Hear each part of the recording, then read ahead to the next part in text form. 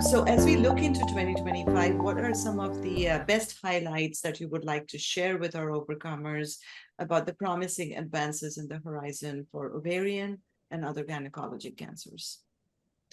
Well, it really is becoming a molecular-based world in GYN cancer, specifically ovarian cancers. We've been there with HRD testing, BRCA testing, and now we're entering into a world of antibody-drug conjugates. So antibody-drug conjugates attaches to the cell, releases its contents directly into the cell, which is chemotherapy, okay, which allows us to really be more directed and targeted in our treatments. And we expect we will continue to see development of antibody-drug conjugates. We're also waiting in all GYN cancers. We're also waiting for the results of two large phase 3 trials in the first-line ovarian cancer, which utilize the combination of immune therapy and PARP inhibitors, plus or minus the antivascular therapy bevacizumab, or the trade name for that's Avastin. Both of those trials should read out this year. There's two other trials which have already been reported, which were somewhat disappointing in the results. Really, immune therapy should work in ovarian cancer based from the lab and things we've done.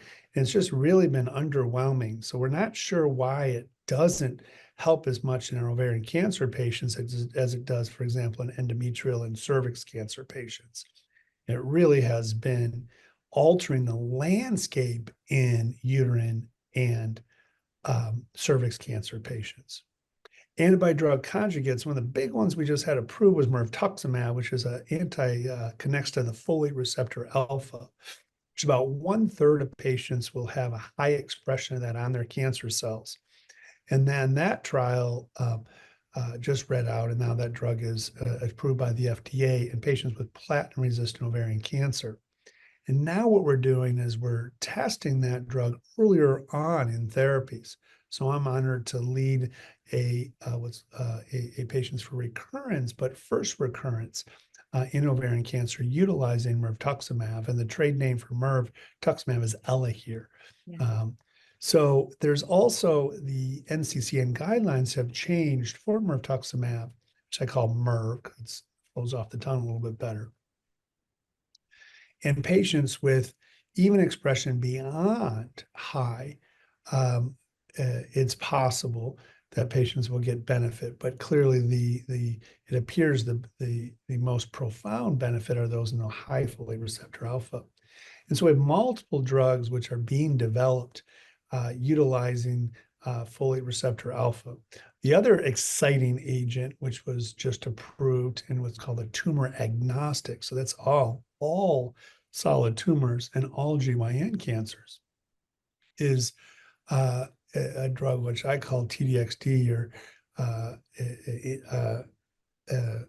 Enhertu is the trade name. And it is a drug which is directed against the HER2, which was originally really described in breast cancer. And it has another active ingredient different from the active compound, the active ingredient, I call it, of mirvetuximab. So both of those drugs are now available if you have high expression of either folate receptor alpha or HER2. And your doctor has to order special testing for those biomarkers. They're not included in most standard testing. I know it's a really long answer. A lot of exciting stuff's going, so I apologize. We got one more big class of medications, which are these medications which target the machinery within the ovarian cancer cell. Now that is a DNA repair mechanism. And this is the same pathway that PARP inhibitors have exposed. And PARP inhibitors have 100% changed the landscape in patients with ovarian cancer, particularly those with BRCA mutations or HRD positive, but also consider with those who are HRD test negative. And we can talk about that if people have questions. But these are attacking the machinery. And so there's a lot of drugs which are being developed to attack that machinery of DNA repair, which then utilizes that mechanism to then kill the cell. So that's really where we are, much more targeted therapies, okay? Much more personalized therapies, which we will develop in the next 1 to 2 years. Thank you so much, Dr. O'Malley. And first of all, I mean, we love promising advances. So there is as lengthy as you can get, it's better for us. So thank you. So I'll go to the first question that was submitted by a patient. So she is asking that I was diagnosed in 2019 with primary peritoneal cancer, and she has had carbotaxol debulking surgery, several lines of chemo over the years, including Gemzar and Taxol. So history includes 1 year plus remission and stable disease, and had to change chemo recently because Taxol stopped working. And now on liposomal doxycycline, yes, Rubicon every 28 days. So what she's asking is, and there she has no good, I mean, no bad side effects from the chemo as anticipated. Her one and only question is, how long can I survive? Oh boy. I have a patient, when you look at the old data, on patients who have recurrence, even at first recurrence, and when I mean old data, like 10 years ago, it's not that old the data. And I would tell patients the median survival is 18 months. And now one of my patients who I've gotten, really close with over the last 10 years, reminds me every time she comes in, Dr. O'Malley, you told me the median survival is 18 months. Now, when I describe median survivals, I say it's a bell-shaped curve, and we're just picking that middle. And so it's a terrible number to quote because you could be a lot shorter or a lot longer, right? But again, if you take that kind of in the middle, the top of the bell-shaped curve, at that time, it was about 18 months. And she's now about 7 years after her first recurrence. And we still laugh about it. She's doing really, really well. She's been in therapy pretty much continuously since that time, multiple therapies. And but she is really doing really, really well. So, when you start quoting how long can you live, and if you look at the most recent, the mirvetuximab trial, which I just alluded to, the medians in patients with platinum resistant, before it used to be first recurrence was 18 months. We're approaching those medians in patients with platinum resistant who received mirvetuximab, who are eligible for that. It's a little bit less than that, but it's getting close to that. But again, those are bell-shaped curves. I've had patients on, drugs like Doxil and mirvetuximab for years, and you just hope that you're going to get one of those treatment options. The other thing, and it sounds like the patient asked the question, they didn't they didn't recall or say anything they've been on with clinical research. Okay. And I tell my patients all the time, listen, I have about 4 to 5 tricks up my sleeve once you have gone through your platinum-based therapy. Okay. If we utilize clinical trials and unique agents, it can often give us 3 or 4 more tricks. So if we get benefit from each one of those, we can extend patient survival sometimes by years. And if you hit on one of those where you get a really long, disease control, we're seeing things we've never seen before. And that to me is what I hope for every patient. And that's why, really my first choice is almost always clinical research. Now, and why is that? Because a lot of trials, you have a choice. Excuse me, it's not a choice. A lot of the bigger trials have what's called randomization. So they say, this group of patients is going to get the new drug, and this group of patients is going to get the standard of care, and that's the choice between the physician and the patient discussion, right? So you have to be comfortable getting one of these physician choices, but you have a 50% chance, sometimes 2/3, but usually 50% chance of getting this new drug. And if you get this new drug, you can always go back to the standard of care. Now, if we knew they were better, we wouldn't have to do clinical trials. We don't know if they're better, but we're not going to do big trials unless we think they're just as good, right? And when we're Definitely. and we're hoping they're better, but we don't know that unless we do the clinical trials. Not muted me. I'm trying to. If you can please I put said you can come up. It's okay if you come up. those two that are not speaking, please put yourselves on mute so the doctor can speak. Thank you. So I think as you look at that, you know, I always say to patients, I really don't like talking numbers. Now, if somebody gets down and they're saying, you know, I'm really getting towards, I don't have very many limited therapies. I really like, to know, I know it's a guess, but I really like to know how much more time if they've, said they're not, we'll obviously talk about that. But whenever you're talking about length of how long something's going to work or how long I'm going to be alive, you always have to remember it's a bell-shaped curve and none of us really know. And with all the new agents which are being developed right now, we're seeing things we've never seen before. Thank you, And Doctor. let me start with something a little bit more positive, okay? Because once patients have had multiple prior therapies, we're still looking, and that's really where we're doing a ton of research. Yeah. But I'm really concentrating on curing more patients. And a lot of my colleagues, we don't talk about cure when we have advanced ovarian cancer. Well, not? We should be. We should be talking about getting the best therapies in that first line, because that is when we're really talking about getting rid of the cancer so it doesn't come back. And with that is where some of the most exciting treatment is. So, I don't want people who are on this, who are in their first line going, oh my gosh, this, he was saying he only had so many tricks on my sleeve. I'm going to use the best tricks in that first line treatment, because I'm going to try to give you the best chance to get rid of that cancer so it doesn't come back. People don't like the word cure. I think we need to embrace it. We are going for curative intent in patients with advanced ovarian cancer with our cutting edge therapies.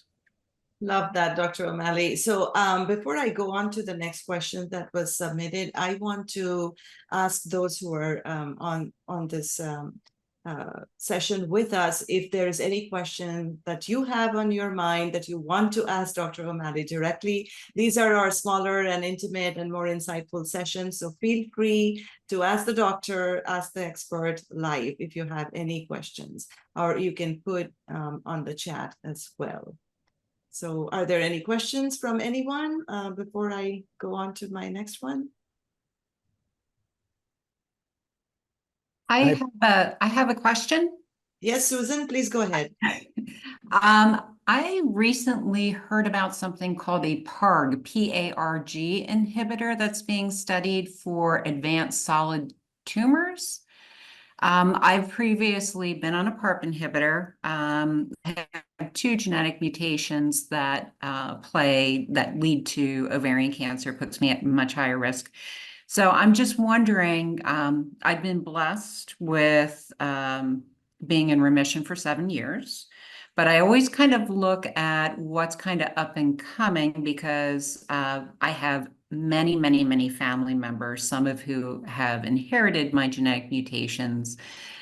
So we have like pancreatic cancer, I have BRCA and BRCA2, CHEK2. So we have a number of things, and I saw this, and I was just wondering, what are your thoughts?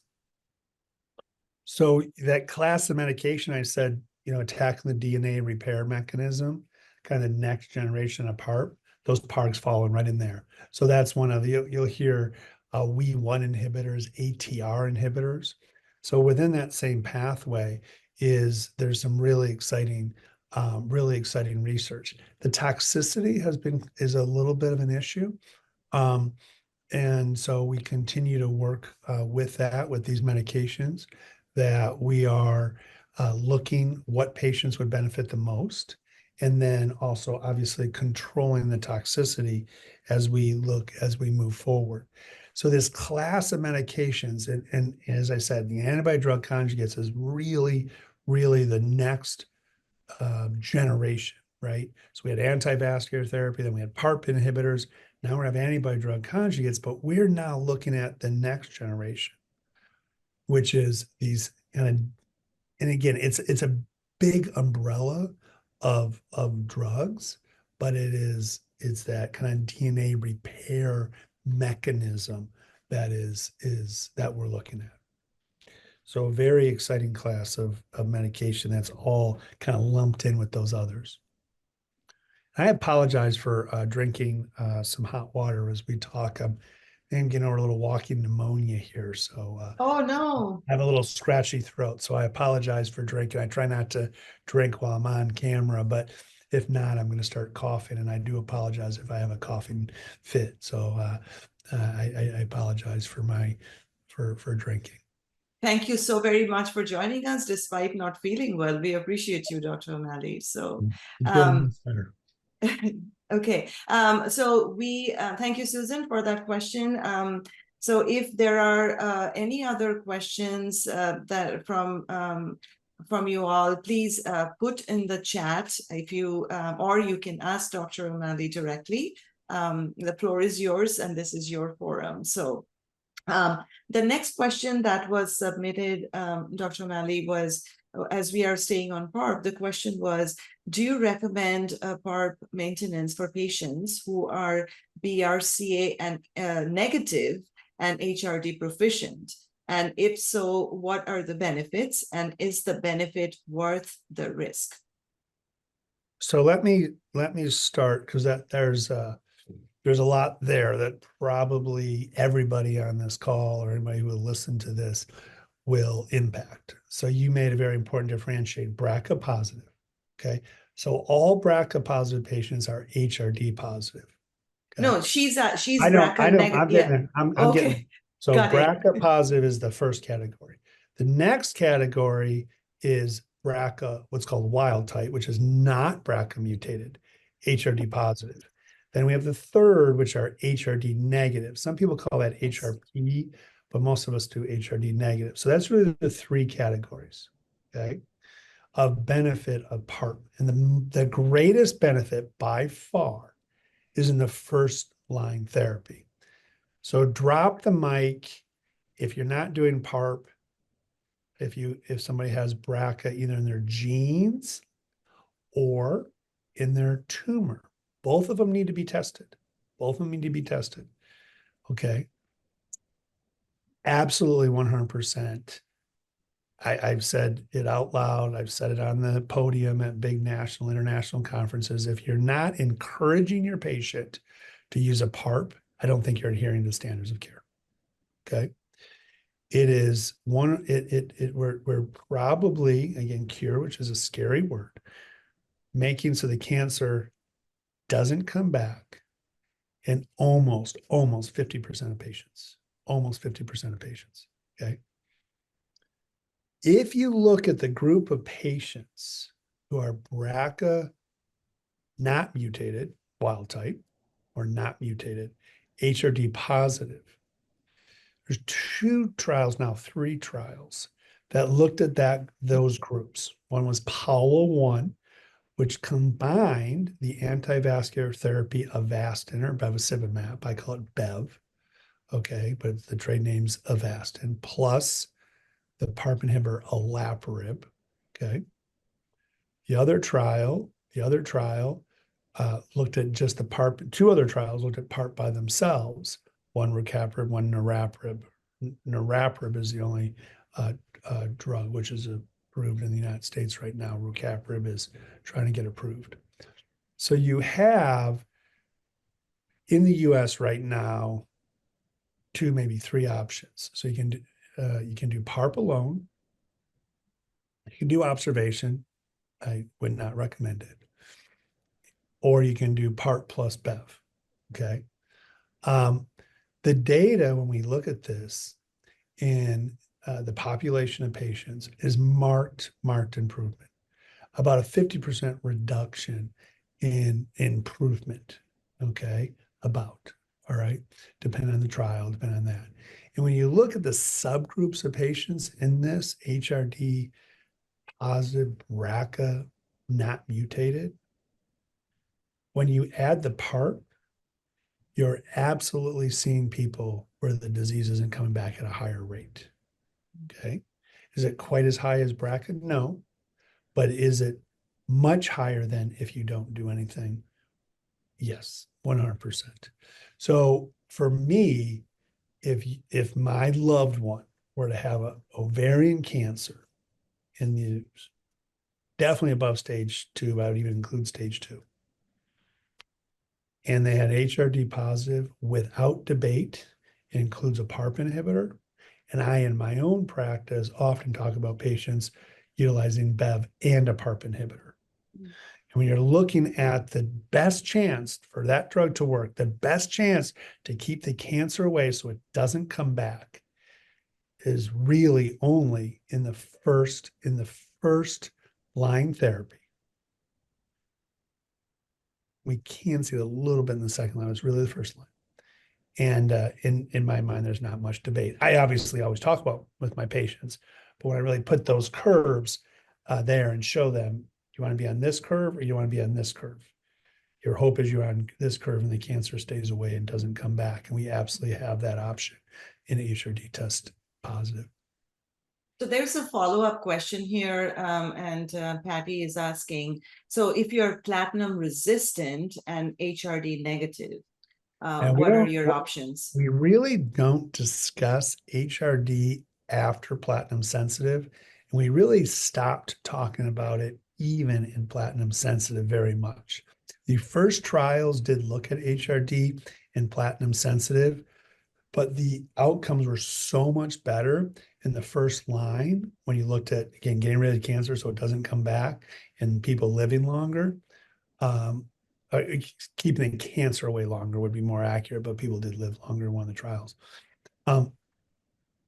That it is by far really the options in the first line. Beyond platinum sensitive, somebody becomes platinum resistant, we don't even talk about HRD anymore. It hasn't really been shown to be in fact impactful in patients who are platinum resistant, so we don't even discuss it.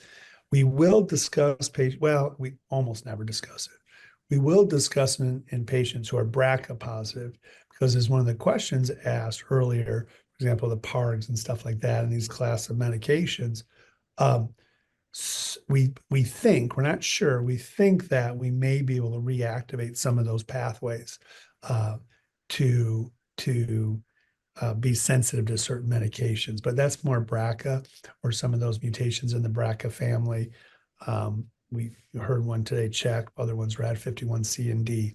So there's some other mutations which are important. Thank you.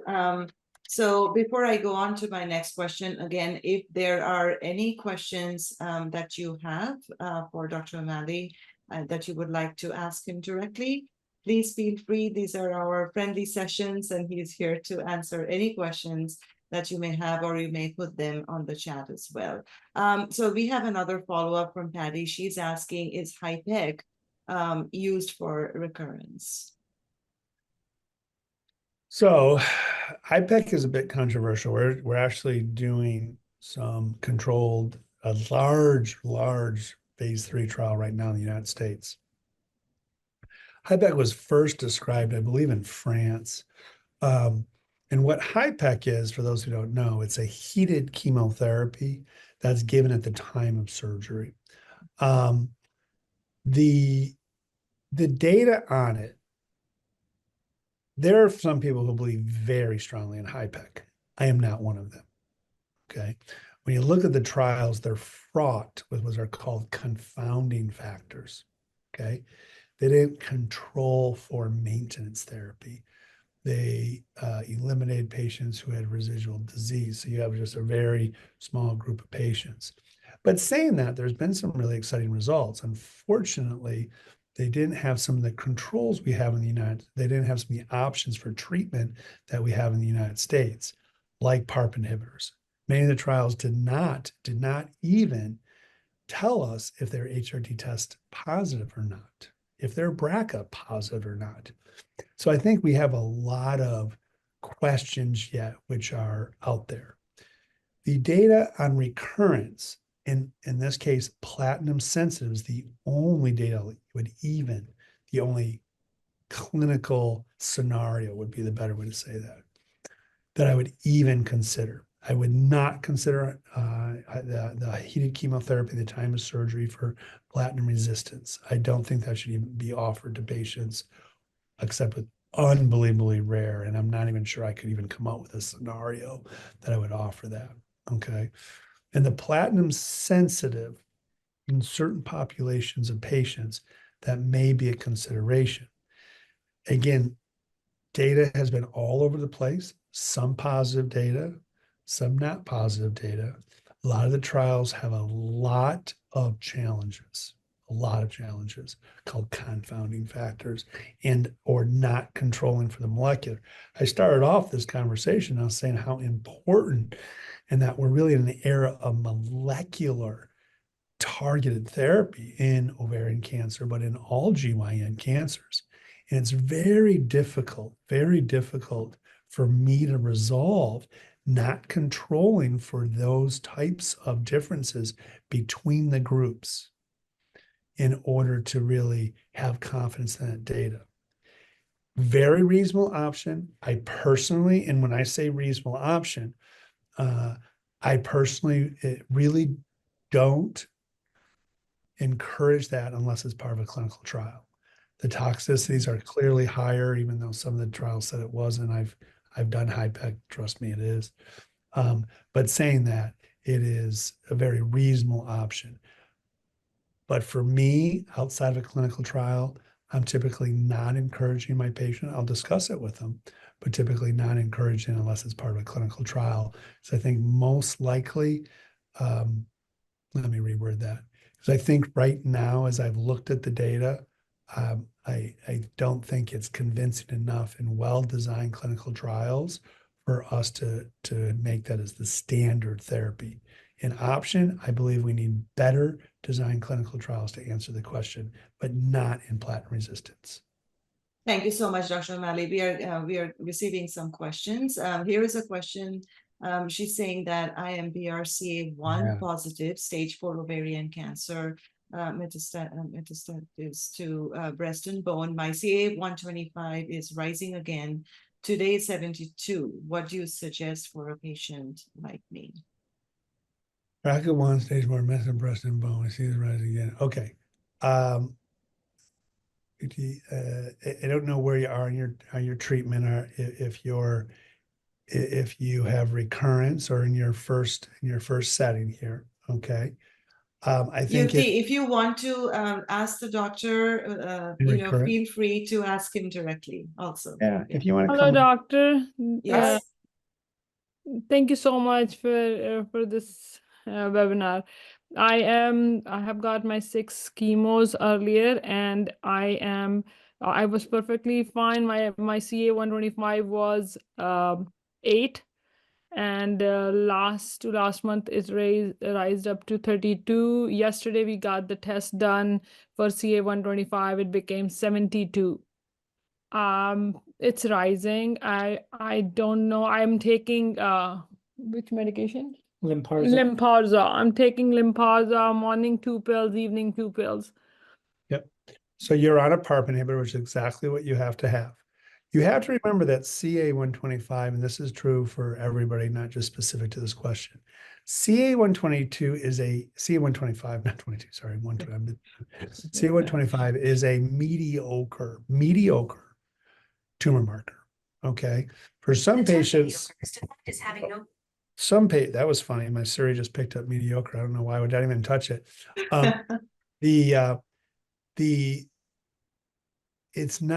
It is not 100%. Okay. So I get much more concerned when it's slowly climbing, meaning I get more concerned that the cancer is getting active again. Okay. So typically, if it continued to rise, we're recommending getting a CAT scan, looking for additional, if there's disease which is starting to become evident. I do not change therapy unless I see if there is disease on the CAT scan. If the C125 continues to rise and the CAT scan is not showing disease, I sometimes get a PET scan. I'm actually not a big fan of PET scan in ovarian cancer. And the reason is ovarian cancer spreads like grains of sand. And in the PET scan, for it really to be accurate, things have to be about 1 centimeter in size. And when you have spreading of grains of sand, it's often on the bowel. And what else is a problem with PET scan is that you have a background activity of the bowel. So it's often not a great test. So I actually don't like, as a general rule, PET scans for ovarian cancer, but I do utilize them specifically if I have contradictory information, meaning the CA-125 is rising and the CAT scan is not showing anything, particularly if the patients especially if they're having symptoms. The other thing we can sometimes do, which I don't love, but I do this again rarely, is go to the operating room and put a laparoscope in. The problem with that, there can be a lot of scar tissue, especially if somebody's had HIPEC before, and you can have the same false negative. What does false negative mean? It means that there's stuff there, but it looks like it's negative. So when we look at that, there's different ways to see and to confirm or deny, hopefully, that the ovarian cancer is getting active again. On that same issue is then Valerie asked, why doesn't it work for everybody? It being PARP inhibitors, and her experience was just Zejula, which is niraparib, worked for 19 months. I try not to use trade names. That's just what I prefer in academic discussions. So I use a generic name. So I apologize. I'll try to throw out trade names. As many people know the trade names more than the generic names. But why does it work for everybody? It's a great question. About 20% of patients, it won't even work 6 months who are BRCA. So we have that 20% that actually doesn't really, you could argue, doesn't work at all. Then we have another about 30% that it doesn't provide long-term benefit. And who are those patients? Well, my hope is that as the last 10 years I've seen results that I could only dream of when I started in this field. I hope the last 10 years I've been doing this. I've been at Ohio State now 20 years, post-fellowship, so 5 before that. I hope in the next 10 years we continue to see this and make the strides that we've seen the last 10 years. And so we'll much better be able to predict who those patients are who don't benefit, potentially adding or changing medications that can overcome some of this inherent resistance that some patients have with BRCA or HRD positive. So I think all of those are, how does it work? Why doesn't it work for everybody? If it's not working, what are my next steps? And this is exactly what, both of these questions kind of allude to. So if somebody is platinum and they recur, and, again, even in BRCA positive, about half the patients will still recur. Even if recur, there are many options still available. And my hope then is to have patients alive for a very, very, very long time with the best quality of life. Okay. So we no longer talk about getting rid of the cancer so it doesn't come back. We change the conversation. To controlling the cancer, improving quality of life, but probably will be often on some sort of therapy for the rest of patient's life once they recur. So when we look at that, what do we do if somebody recurs beyond 6 to 12 months? Definitely 12 months. Is we often go back to a platinum-based therapy because we know it works really, really well. There's some question about how well it works if somebody progresses on PARP inhibitor, and that's not yet resolved. We're still figuring that out. But it is the platinum sensitive patient who recurs beyond 6 months after stopping primary therapy, we go back to platinum again. And there's many patients who will go back to platinum sometimes 2 or 3 times come in, hopefully get a great response, and go into, I use a lot of maintenance therapy with Avastin or bevacizumab, especially for patients who have previous PARP inhibitor. So, that is very good options, even if the cancer gets active again. And Dr. O'Malley, I'll point out to one person who has joined this call with us. She has been a long time champion of Overcome. We talked about the cure and we talked about many years. So Tanya here, who is on the call, she has been overcoming for the last 20 years, and she is here with us today. So and just wanted to give a shout out to her, just to for others to know that much longer term survival and a good quality of life are both possible, as you had mentioned. So before I go into the next question, again, if you have any questions that you would like to ask Dr. O'Malley directly, please feel free. This is a friendly forum and he's here to answer, and he's here just for you today to answer all your questions. So I want to yes, please. add something there, because the story of the 20-year survivor. I love it. I love it. So I say to my patients, this can be taken the wrong way, and I don't know any of you, so I please don't take this the wrong way. But I always say to my patients, even when they're recurring, like, nothing personal, but I hope something else gets you besides the ovarian cancer. Like, like, none of us are getting on this world alive, right? None of right. To be like, we cured them, they're going to live forever, right?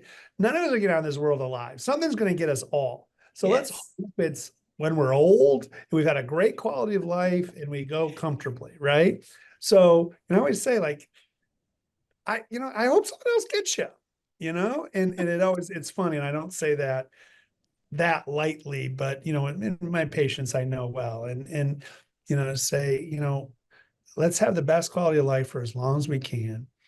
And if it's the ovarian cancer that ends up getting somebody, or if it's a heart attack or whatever, let's have the best quality of life for as long as we can. Absolutely. Thank you so much, Dr. O'Malley. So I have another question here. So she's asking, I was diagnosed with high-grade clear cell epithelial cancer. While it is a rare epithelial cancer and can be a derivative of endometriosis, it has had very little research to support a treatment or cure.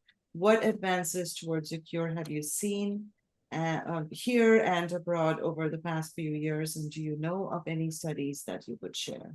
Yeah, so beautiful worded question, right? Clear cell, even though it's in big umbrella of epithelial ovarian cancer, is probably more similar to kidney cancer than it is to other ovarian cancers. And it doesn't behave the same. It doesn't respond to the same therapies. We use a lot of the same therapies, especially at the beginning.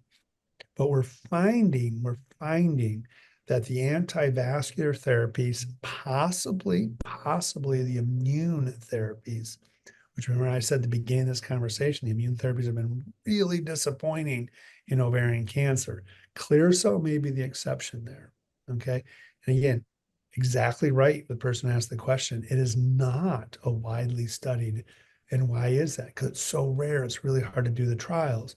There is one trial that I know of for sure right now with patients with clear cell in ARID 1A mutations, So that is a mutation that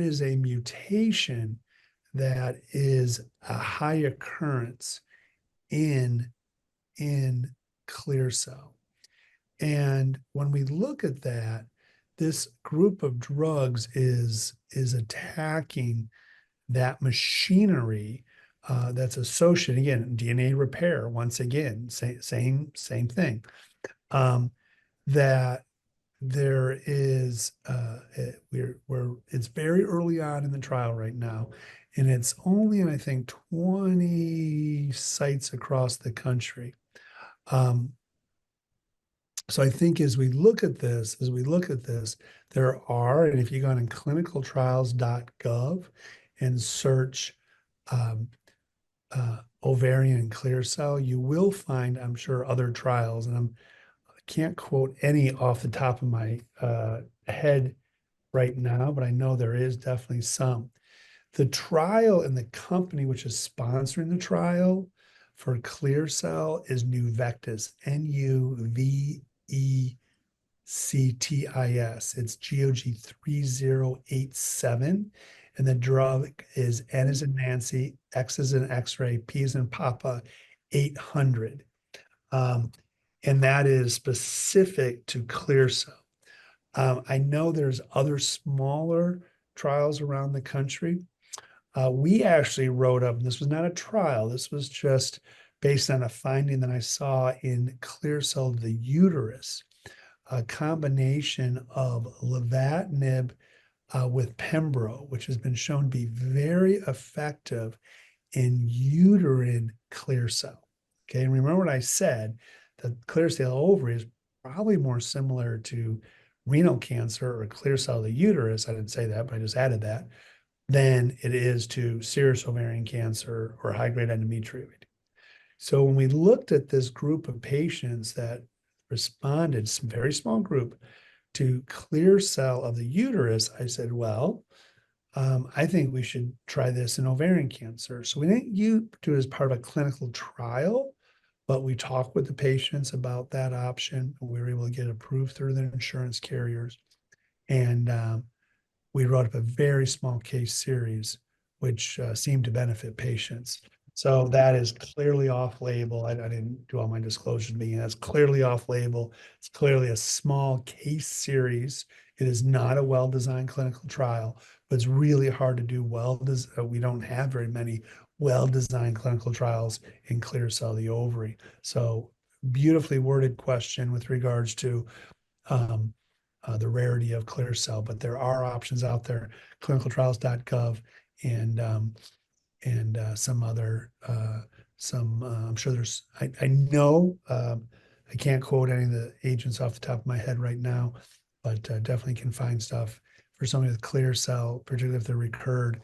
They should really look at those options to see a center which could offer one of those clinical trials. Thank you, Dr. O'Malley. We have a question from Christine, and she's asking, I've had all of the drugs that have been talked about. What are the names of the new drugs that are in trial or coming out? Well, let's see. I'm trying to think. So there are 200 antibody drug conjugates being developed right now. Oh my goodness. How many of those are ovarian cancer? Probably about 9 that are being developed. So clinicaltrials.gov is a great place to look for ovarian cancer. If somebody's had a lot of prior therapies, some of the larger trial, like phase 3 trials and maybe even phase 2 trials, may not be an option. If once patients have had more than 3 to 4 regimens, the access to clinical trials is more challenging. So it's extremely important that you think about clinical trials sooner than later. A lot of patients are like, oh, I'm going to use everything that's available. No. We're going to save things that we know we can get. We're going to look for cutting edge therapy. So somebody with a lot of prior therapies, say more than 4 or 5, their options for clinical trials are smaller, are less. And most of those clinical trials are early phase trials. So a little bit higher risk, but you could also a little bit maybe higher reward. Okay. So they're what's called phase 1 trials. Those phase 1 trials. So phase 3 trial, which we mentioned, that's when we compare what we've always done versus the new therapy. Okay. Or sometimes what we've always done plus a new therapy. Okay. And I can't say, you can't say what arm you're going to go on. Basically a flip of a coin. It's not a flip of a coin anymore. It used to be, but now it's in the computer. So we'd say, okay, you're going to go on to arm A or arm B, or sometimes they have 3 or 4 arms. Okay. Then we have phase 2 trials. Phase 2 trials, We've already figured out the dose. And then what we're doing is we're testing a larger number of patients to make sure it's safe and to make sure that it works as effectively as we have seen it work in earlier trials. And then you have phase 1 trials. Phase 1 trials, and all of these are they're a gray zone. It's not as black and white as I'm painting it, okay? Those phase 1 trials are earlier on, we're figuring out the dose. And then once we figure out the dose, we then have more patients, usually 10, 20, sometimes quite a bit more, who are treated at that dose to make sure it's safe and to make sure that we see the efficacy that we've seen in other patients. Excuse me. So patients who have had more than 4 to 5 therapy, more than 4 to 5 regimens, okay? And if somebody's had maintenance therapy like a PARP or Avastin, that counts with the one as that counts with the preceding regimen. So if somebody had carbotaxol followed by olaparib, that'd be 1 regimen. It's not 2. Okay. But then if they got Carbogenzar, then they got Doxil, then they got Topo, that's 4 regimens. Okay. So those are phase 1 trials. So when people are searching for trials, a great place to start is at the local large cancer hospital. Sometimes in the larger private practice, which is that will have a lot of clinical trials. Typically, not always, there are more at the larger, more academic-based centers. We have one of the largest programs in the country. Depending on where people live, larger metropolitan cities have larger options. Sometimes you have to travel. I got off the phone yesterday with somebody who's going to end up traveling about 3 hours to come down to get one of these cutting edge therapies, which is a phase 1, phase 2 trial. They live about 3 hours away. So the farthest patient I've ever had travel was from the Far East for access to clinical trials. So, it's a greater commitment, and sometimes it's hard for resources. But if you're able to go to larger metropolitan areas, typically they're going to have those trials. And what you can do is just go on the website. If you go to the James Comprehensive Cancer Center and search ovarian cancer, they're going to give you the sites. Or the other site, which is really good, is it's clinicaltrials.gov, and you can actually put your area code in and then say, I want to look within 50 miles or 100 miles. And then you can do different search engines. The problem is that can be a little overwhelming because you'll get so many clinical trials. So you can say phase 1 within 100 miles of where I live, and then, ovarian, and for the patient with clear cell, clear cell is an option. You can say, well, Dr. X tested my tumor and I have a CHEK1/2 mutation. I want to check to see if there, no pun intended, I want to look to see if there are any trials that are targeting CHEK1 and CHEK2. Okay.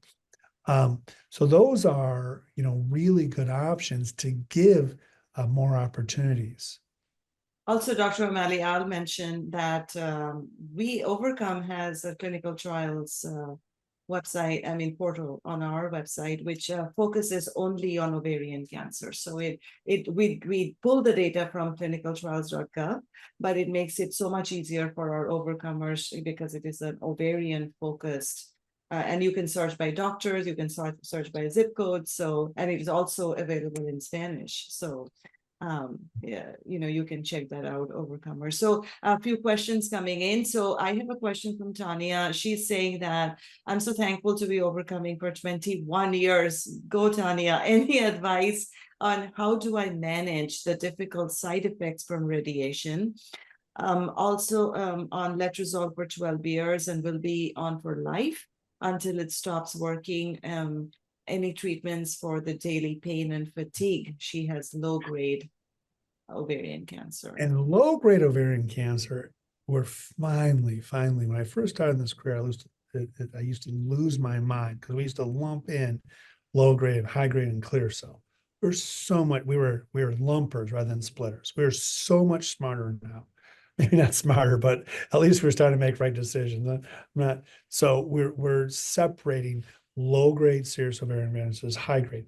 These are completely different diseases. They're completely different diseases. So, for example, hormone therapy for high-grade doesn't seem to work very well. But for low-grade, it's been amazing. Tanya's saying she's been on it for 12 years. Don't stop. It's working. Great. Keep it up. But yes, side effect profile and the long-term side effects, right? We didn't used to have patients who lived more than 2 to 3 years, not that long ago. Very rarely patients live 2 or 3 years. And so you don't have to worry about chronic toxicities. But now if you're on therapy for 12 years, or a patient I had with mirvetuximab for 4 years, right? You're starting to see chronic toxicities. And what are some of those chronic toxicities? Thin bones, joint pain, dry skin, dry eyes, and I wish I had a magic cure. I have an amazing nurse practitioner that works on our team, Courtney Arn. I'm sure she would love to do one of these. Courtney is a magician on symptomatic care. I always had like my 2 or 3 tricks. She's got 10 more. I don't know what to do. It's 2 or 3. Sorry, good luck, And I kind of say that tongue in cheek, but as a physician, I'm spending a lot more time and energy on what's the treatment, what's the next step. And as a nurse practitioner, that nursing care, they're spending more time on, she goes, hey, O'Malley, she's doing great, standard, she's stable, but I'm working, she's having worsening neuropathy, joint pain associated with it. So we're going to try some non-steroidals. We're going to try gabapentin. We're going to try intermittent dosing, see if that makes a difference. There's lots of different things to do. Sometimes you need to search out other experts. With the immune therapy we're using in uterine cancer, there are some crazy side effects which are occurring. I mean, I said I'm getting too old to see stuff I've never seen in my career, and I'm seeing so much I've never seen in my career. And why is that? Because the treatments, and why else? Because we have people on treatment for years, right? So when we look at this, sometimes we need to partner. And I partner with a rheumatologist, for example, on some of the immune therapies. Okay. I partner with a dermatologist, GI, okay, neurology for some of the neuropathy, joint pain. I think the joint pain was one of the questions. Switching gears, radiation, long-term side effects are brutal. They're brutal, they're tough. And if you fall within that group of patients who are even candidates for radiation, which is extremely rare, and we use it not very often in high-grade ovarian cancer. And one of the reasons we don't use it is because of the side effects which you can have, like fistulas, but very, very hard to control. So whatever you can do to make it more manageable, but often does not heal. Anybody with radiation and a fistula, unfortunately, does not heal. With some of the other side effects, like the joint pain, talking with sports medicine, a lot of the sports medicine, they hear cancer, they just blame it on cancer. You gotta go, stop. It's not from the cancer. I don't have cancer in my joints. Okay. My cancer doctor would tell me. Okay. What I have is joint pain from the chronic letrozole, which is a known side effect. So I need you to help me, okay, overcome this. Right. So as I said, non-steroidals, maybe gabapentin, Voltaren patch. Like there's all kinds of new stuff that, to tell you the truth, I kind of stink at, but I work with an amazing person who's much better at it than me, to be honest. Don't tell her I told you that. But I will contact you to bring her on for one of these. Sounds like, see, if she's a magician, she needs to be on this. So it'd be great. It should be great for your symptomatic management. Fantastic. A few other questions. I know we are short on time, but Susan is asking, what are your thoughts on the Signatera blood test? So any kind of circulating DNA right now, there's 3 or 4 drugs, 3 or 4 in the marketplace. I know a lot of people are doing it. It's not there yet. And I have serious concerns about changing therapy based on circulating DNA at this point. Okay. Now, there's some really interesting stuff. BRCA reversions, which is PARP resistance. You know, there's some things we may be able to do. It's just not there yet. And the companies have not done yet well-designed clinical trials in GYN cancers. They've done some in other cancers. Some of the stuff coming out of colorectal is really cool. But we're not there yet. So basing it on the circulating blood work, I am not there. I think it's going to be very important. I believe it's going to be very important, particularly for maintenance therapy and maybe de-escalating. But right now, I would not change or minimize what has been shown in well-designed clinical trials because somebody had molecularly clear the circulating DNA. We don't know what that means. We do not know what it means. And we need to do well-designed clinical trials in order to answer that question. Now, if somebody, you know, it's so funny you should ask that. I just got off the phone with my nurse practitioner, with our nurse practitioner, our team, excuse me. And that was a question of the same person who's going to drive 3 hours. Was asking about, hey, they're going to test this, you know, what do you think? In time, we may be able to pick up some of these dominant molecular targets like folate receptor alpha, like HER2, which may help us direct therapy. But as of right now, we have enough data in the historical tissue to utilize that to direct therapy. Another last couple of minutes here, the Surpass trial, which is a cellular therapy trial. There's going to be some news coming out about that. I don't think it's yet public. You know, again, cellular therapy in general is cellular therapy in general is an interesting option for our patients. It's very intensive.